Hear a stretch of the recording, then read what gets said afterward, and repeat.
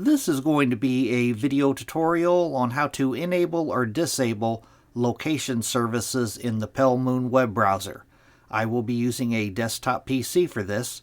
Let me jump over to my browser here.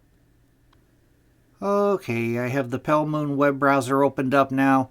To turn on or off location services in the palemoon web browser, first thing you want to do is go up to the URL address bar at the very top up here.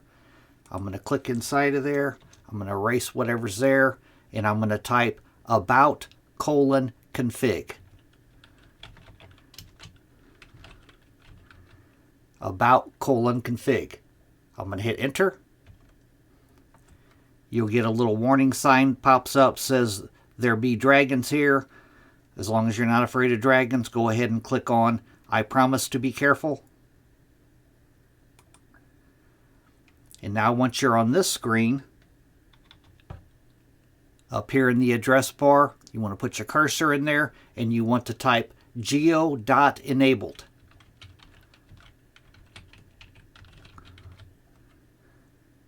And the very first search result up here, geo.enabled, if you look off to the right over here where it says value, it's set to true. By default, location services are turned on in the palemoon web browser.